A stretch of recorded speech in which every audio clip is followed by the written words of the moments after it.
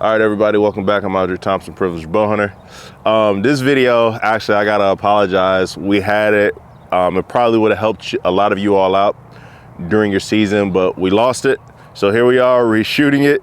And basically what we're gonna talk about is how to rappel more smoothly off of your Madrock Safeguard, right?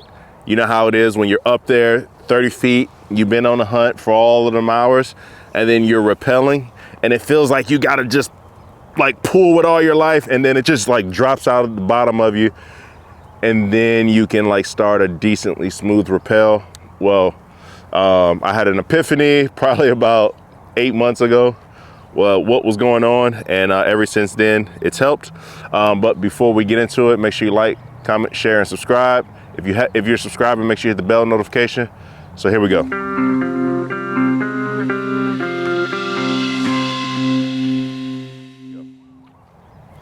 All right, so before we get into exactly how this rappels smoothly, there's a couple things that I see a lot, like in the saddle hunting world, that kind of like with my background, it makes like everything in the safety world for me cringe. And the number one thing is rappelling or just even walking in with stuff on the small of your back.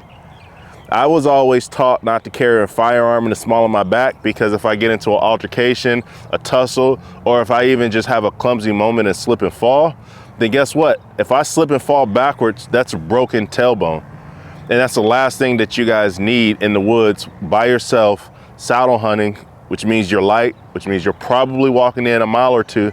You slip and fall downhill, uphill, whatever it is, and you fall on your lower back, and you got whatever is there, a climbing stick, your one stick, or whatever you may store back there. God forbid you don't have cell phone reception.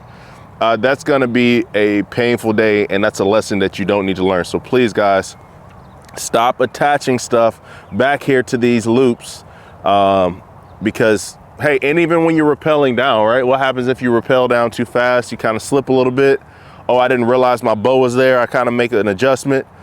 I thought that my one stick was just there for a quick moment. I rappelled down weird, and then boom, once again, you got a cracked tailbone, something going on with your SI joint. So let's just avoid that as a whole. So that's safety thing number one.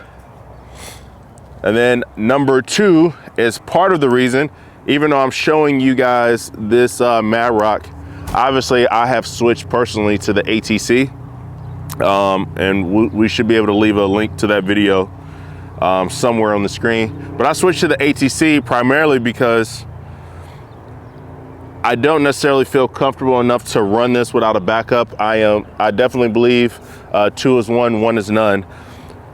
And the instructions, literally, if you open a Madrock Safeguard and you open up the instructions, it literally tells you not to tie any ropes above it or beneath it. So once you do that, you're going outside of how we're already going with smaller rope than the manufacturer recommends. And then if you're tying something to back it up, for whatever reason it is, there's a lot of debates on the forums because everybody acts like they works at Madrock and they know the intention behind why they said don't tie anything to back this up. So with all of that out there, that's just another check in the box to say, you know what, I'm gonna go away from that method. I'm already using a smaller rope than it specifies, which I was okay with accepting that risk. Already using, I was tying a sway bitch to this and then up here, right? So that's another way that I'm outside of what the manufacturer says. And that's, if you recall to the video of why I said I switched from Madrock to ATC, when this was making that grinding noise, I had lost all confidence, right? Because I knew I had a couple things stacked against me already. And you just want to be confident in your gear. It's one thing if you're hunting 5 minutes from a road, but when you're walking in super deep, you don't need all of those goosebumps in the back of your head. So that's the couple safety things. Now, what I got you all here for, what happens is after you've been sitting on this Madrock for hours and hours and hours, it's already starting and I've only been on this Madrock for maybe 5 minutes. It starts to bunch up here. If you look at how tight the line is here versus how thick and full the line is here, what happens is this starts to bunch up. So when I have to pull, I have to really wrench on it to get it to first go.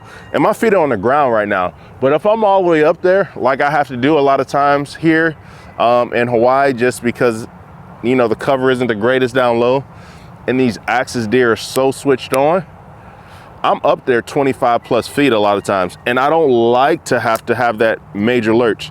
So simple, guys, right? Simple, how I will clear it. A lot of times I'll just come up nice and high, and some of that line that was super tight here is now fed through. So now you got a smoother, it's not going from super skinny and taut to super like loose and bunched up here. And then now it's a much smoother rappel when you come down. So that's it, guys. You just got to remember, when you're going from, all right, it's time to rappel, just come up on it about maybe 6 inches or so if you got the slack, and then it will make your life that much easier when you come down the tree. It's super easy, super simple. Hey, and this one isn't a safety tip, but I stole this from a buddy, Greg Godfrey, one of the founders at Tethrd, and it's really just like this bungee. Actually, they built it in to this pouch, because what I would have sometimes, these clips will kind of make their way out of these loops, but this bungee, it makes sure they're locked in place. So when I'm walking around, I don't use suspenders or straps or anything like that. Excuse. And then here on the other side, I just literally bought some bungee. It's the same stuff. I got a big roll of it that I had already been using on my one stick, but it's the same concept of what they built in over here, and it keeps this from moving on me. I hope that helps somebody. I know we could have helped you before the hunting season, but at least it'll go into the next season. Like, comment, share, and subscribe. If you don't know how to spell the channel, it's Privileged. We know you know how to spell bow hunter. We love you. Peace.